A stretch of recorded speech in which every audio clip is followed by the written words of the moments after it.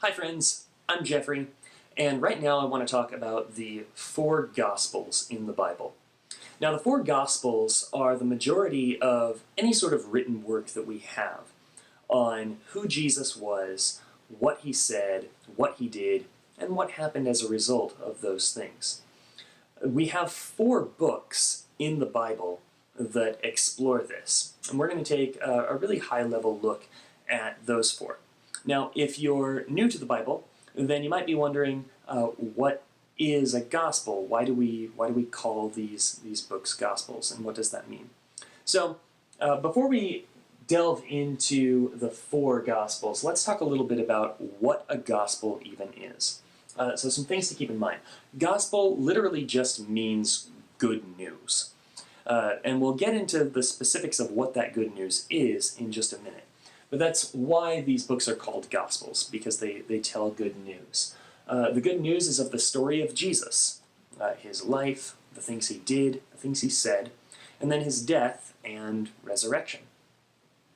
An important thing to keep in mind with the Gospels is they're all written from a theological standpoint. This isn't four different journalistic accounts of the life and works of Jesus. No. These folks put together the stories of Jesus in a way to communicate their own point to a certain audience.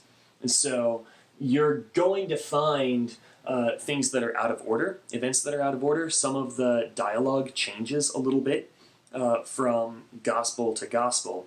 And that's because what the authors were trying to do was make a theological point. They were really more trying to teach people about God and his relationship with people as the Christian faith sees it, more so than trying to give a line-by-line journalistic or wholly historical perspective on who Jesus was. So that's an important thing to keep in mind while you're looking at the Gospels. Now, if you spend a lot of time in church or with Christians, then you'll hear people talk about the gospel. And the gospel is not one of these four. The gospel is the simple message of Jesus, which goes a little something like this. There's a person named Jesus. The God of the Jewish faith and the Christian faith very early on endorses Jesus as his son. He says, "This is my son. I'm pleased with this person. I approve of Jesus." And then from there, Jesus goes on to work miracles. He shares wisdom with the world. He opposes the oppressors. He stands up for the sick and those that are downtrodden. And then he's killed. He is crucified on a cross. 3 days later, he rises from the dead. And that is the story of Jesus that is called the gospel. The early church, the first group of Christians, spread this story, and more people, more people came to believe that Jesus was this endorsed person who rose from the dead, and the story spread. So when people talk about the gospel, that's more of what they have in mind. Now, this gets a little confusing. The four Gospels are all telling the gospel, but everyone has their own perspective and their own message that they're bringing to the table. And some of that depends on just who the person writing it is. Some of it depends on who they're writing to. So let's look at these in a little bit of detail. First gospel in the New Testament is the Gospel according to Matthew. This is Matthew's Gospel. Now, the book itself never says, "I'm Matthew and I wrote this gospel." But according to church tradition, this was written by a very close follower of Jesus called an apostle who is named Matthew. And so in Matthew's gospel, he presents Jesus as the King of the Jews. Matthew was a Jewish person. And so a lot of this gospel focuses on the teachings of Jesus and how the person of Jesus and the things he said and the things he did interrelate with the sacred texts and traditions of the Jewish faith of his day. So that's a core element to Matthew's gospel. Jesus is the King of the Jews. Now, the second gospel is Mark's gospel, the gospel according to Mark. This is really interesting because Mark was not a close follower of Jesus. Instead, according to church tradition, Mark took notes from the apostle Peter. Peter was with Jesus for the most of the run of his earthly ministry. And so, according to tradition, Peter was aided by Mark. You can read a little bit about the relationship between Peter and Mark in a letter that Peter wrote to the church. It's very, very brief. And so you have Mark assisting Peter, pulling together his notes and recollections of what happened with Jesus, and then making this gospel. This is the shortest gospel. It may have even been written to be memorized and then just spoken aloud as like a sermon or just a proclamation. It presents Jesus as someone who suffers on behalf of all mankind, or the suffering servant. It shows Jesus' authority. A lot of emphasis on Jesus being the Son of God, and he's valid to make those claims. And Mark's gospel was probably the first one to be written.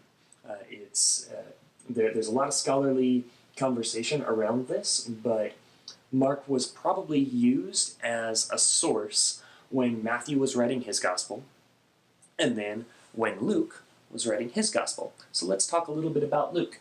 Luke is interesting because as opposed to Matthew and Mark and John, Luke is a Gentile, which is what the Bible calls non-Jewish people, like me. So Luke is really interesting. Luke was a first century physician. You can read a little bit about his relationship with the Apostle Paul in the Bible.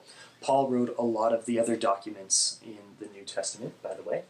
And what Luke did was he had a friend named Theophilus, who was also not Jewish and wanted to know a little bit more about the life and ministry of Jesus.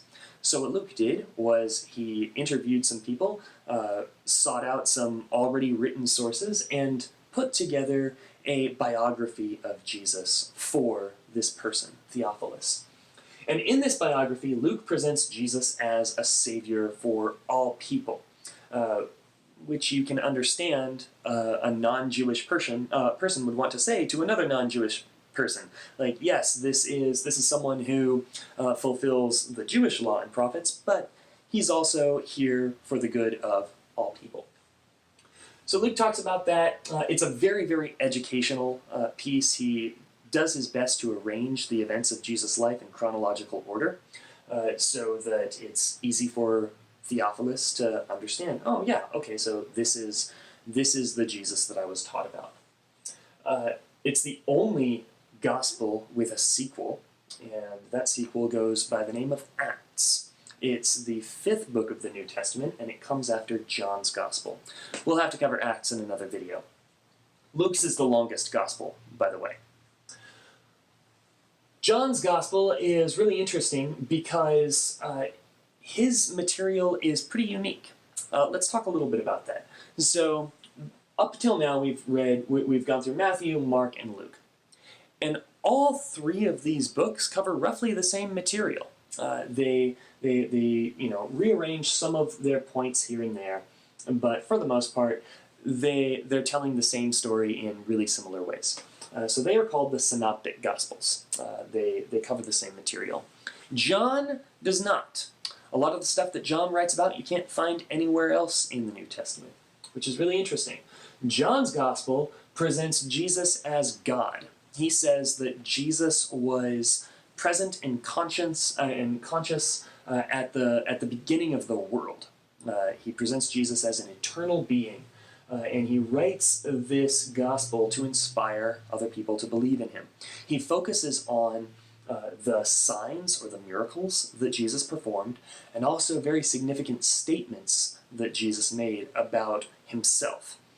And so by going through those, John kind of wraps up his gospel and says, I've put all this together so that you'll believe in Jesus too. So it's a very persuasive gospel, and it's usually something that Christians will recommend to folks who have never really read the Bible before as a good place to start, because it doesn't really rely on people necessarily knowing a lot about the Bible. So it's a cool thing about John's Gospel. That's a really high-level view of the four Gospels, which begin the New Testament. There's a lot more to say about each of these, and I'm going to make a video for each one of these soon. So thank you very much for watching. If you want to see more whiteboard videos like this about the Bible, go ahead and hit subscribe. I'll appreciate it, and hope you enjoy learning more about the Gospels. Thank you.